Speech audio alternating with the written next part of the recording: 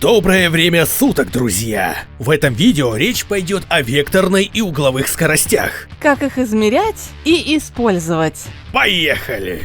Итак, что такое векторная скорость? Говоря понятно, это скорость движения в строго обозначенном направлении и положении. Например, когда игрок падает в пропасть или же идет по тонкой доске над обрывом.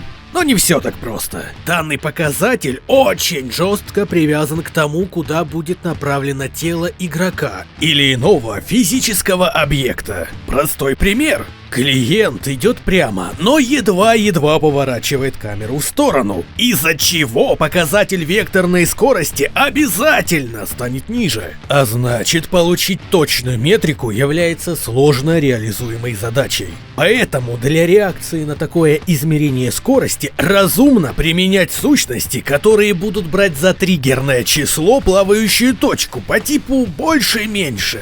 Наилучшим вариантом может служить Logic Compare, который, получив данные о скорости, анализирует их, а на выше или ниже заданного числа, после чего, соответственно, реагирует одним или несколькими вариантами.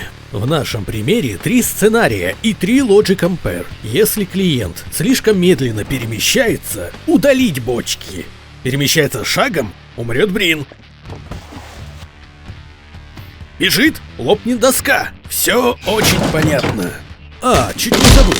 Чтобы отслеживать скорость клиента в определенный отрезок времени, требуется спавнить Velocity Sensor через Point to Play только после того, как клиент получит уникальное имя от триггера. Измерение оборотов объекта и ответная реакция. Для того, чтобы было что измерять, сначала нужно подготовить FuncFizzBox и сущность FizzHingle, после чего соединить их и проверить работоспособность.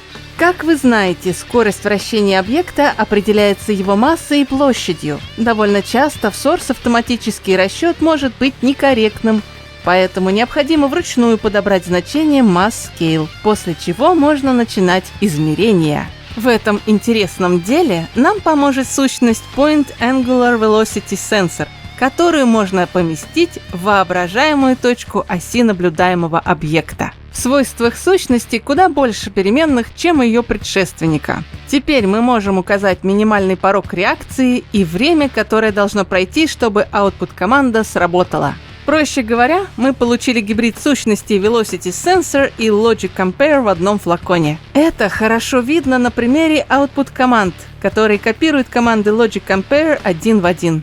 Теперь можно указать несколько сценариев, если объект вращается меньше заданного порога, на точно указанной скорости и выше ее.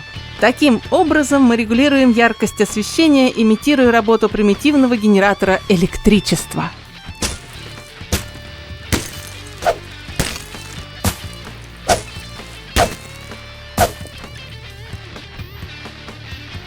Отдельно нужно упомянуть наличие переменной для отслеживания локальной якорной точки в качестве направляющей вращений.